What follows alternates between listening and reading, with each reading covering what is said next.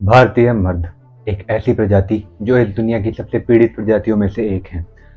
इन लोगों के ऊपर सारी दुनिया भर का बोझ है सिवाय अपने बोझ के। ये लोग शिकार हैं अपने माँ बापों के सपनों के और उनके इमोशनल बैगेज के बोझ के। यहाँ तक कि सोसाइटी भी इनकी औकात नापती है इनकी जॉब पे और इनके पैसों पे। मॉडर्न वुमन भी इसमें कम नहीं है। वो इनसे इनके रिसोर्सेज और एक्सेप्टेबिलिटी को डिमांड करती है। और इस सब के बीच लाई करता है एक मॉडर्न इंडियन मैन जो कंफ्यूज्ड है, गिल्ट से भरा हुआ है और केओस में फंसा हुआ है। उसे ये समझ नहीं आ रहा उसे अब करना है तो करना क्या है। वो एक चक्रव्यूह में फंसा हुआ है जिसका नाम है मॉडर्न इंडिया।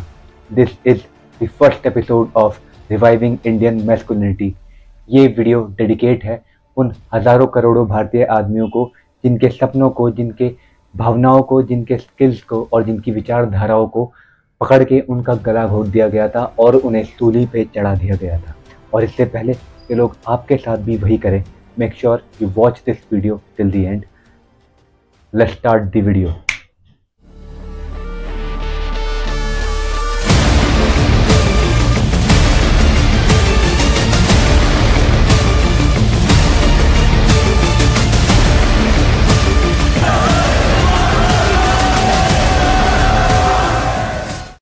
वीडियो स्टार्ट करने से पहले I would like to congratulate you, क्योंकि अगर आप अभी तक बने हुए हो तो इसका मतलब यह है कि आप एक एवरेज आदमी से बेटर हो। क्यों? क्योंकि एक एवरेज आदमी का टाइम स्पैन एक टॉडलर से भी कम है, एक नवजात शिशु से भी कम है। Point number 1, economic strangulation. अगर आप इंडिया जैसे कंट्री में पैदा होते हो जो एक डेवलपिंग कंट्री है, जो पूरी तरीके से डेवलप नहीं हुई है, तो यहाँ पे आपके सक्सेस के चांस ऑलरेडी काफ़ी परसेंट से डिक्रीज हो जाते हैं। उसी के साथ साथ एक ऐसा देश जो सिर्फ इकोनॉमिकली ही नहीं सोशली भी बैकवर्ड है, जिसका फाउंडेशन मॉरली करप्टेड है, एक ऐसा देश जिसमें पॉपुलेशन साल दर साल बढ़ती जा रही है, जिसमें इन्फ्लेशन बढ़ती जा रही है और नौकरियों की कमी आ गई है, ना सैलरी बढ़ रही है और ना ही कुछ और हो रहा है इन आदमियों का। तो ऐसे देश में आपका सर्वाइव कर पाना ऑलरेडी बहुत मुश्किल है। लेकिन ये सब कुछ भी नहीं है उसके सामने जो हम आगे डिस्कस करने वाले हैं। Point number 2, emotional isolation.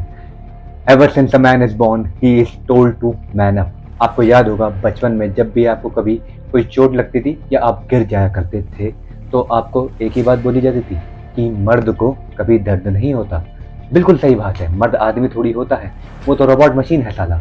किसी भी काम में लगा दो, किसी भी चीज में लगा दो, क्या फर्क पड़ता है। उन्हें अपने इमोशंस कभी फील करने ही नहीं दिए जाते थे, ना ही किसी के साथ शेयर करने दिए जाते हैं, और उन्हें बोला जाता है कि बोटल इट ऑल अप। और जब ये सारे इमोशंस उस बोतल को तोड़कर बाहर आते हैं, when they come bursting out, you are the one who gets the blame of all of it. कि why are you acting like that, तुम ऐसा बिहेव क्यों कर रहे हो, तुम कंप्लेन क्यों कर रहे हो, तुम औरतों की तरह रो क्यों रहे हो।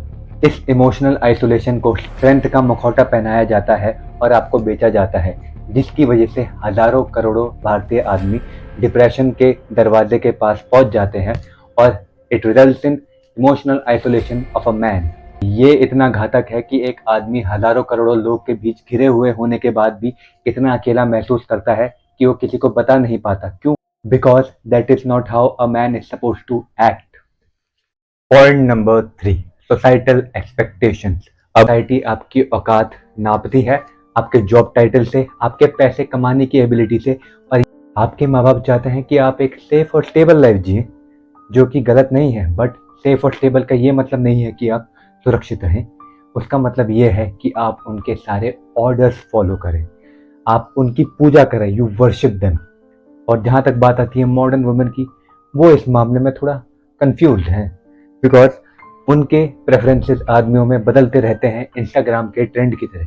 कभी उन्हें हाई वैल्यू मेल चाहिए तो कभी उन्हें एक बैड बॉय चाहिए, कभी उन्हें आप में एम्बिशन की तलाश है तो कभी वो एक सेंसिटिव मैन को देख रही है। बट ऑल इन ऑल एक चीज जो है वो कभी नहीं बदलती, वो है आपके पैसे कमाने की काबिलियत। And there is no room for failures. Failure बिल्कुल भी बर्दाश्त नहीं किया जाएगा।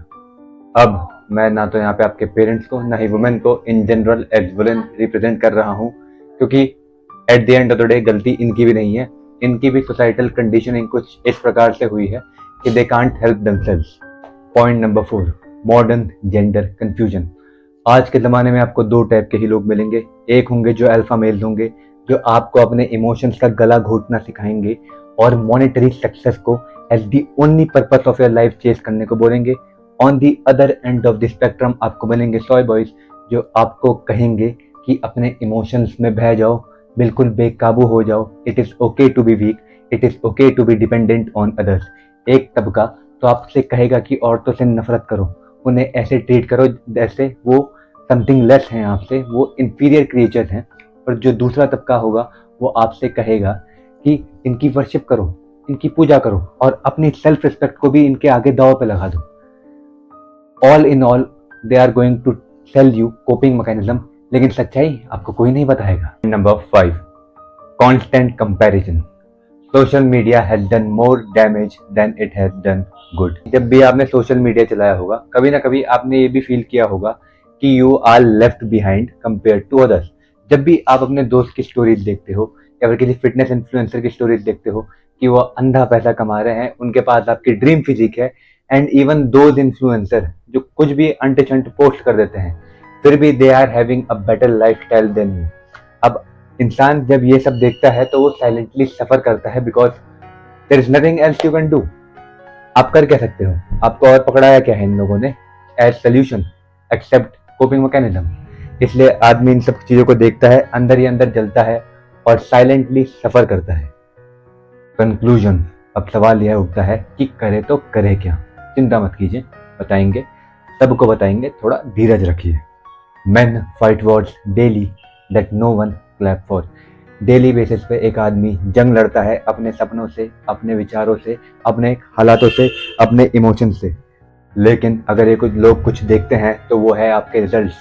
इन लोगों को आपके फेलियर से नहीं मतलब, इनको आपके बर्नआउट से नहीं मतलब, ये सिर्फ और सिर्फ आपके फेलियर देखेंगे। ये लोग आपको अपने फेलियर से शर्मिंदा भी करवाएंगे। अब मेरा सवाल आपसे यह है कि since when did we become so afraid of failing? कब से हम फेलियर से इतना डरने लग गए?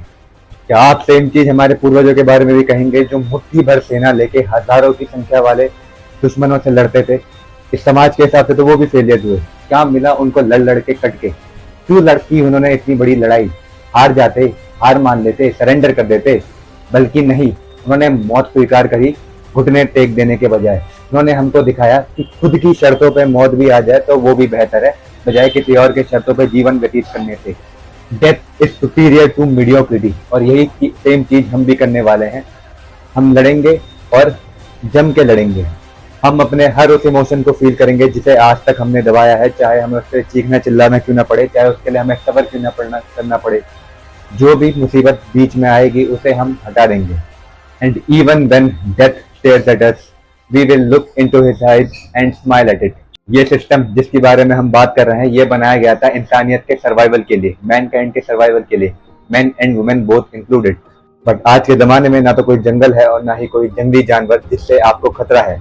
आजकल हम शहरों में रहते हैं, we live in modern times and modern cities.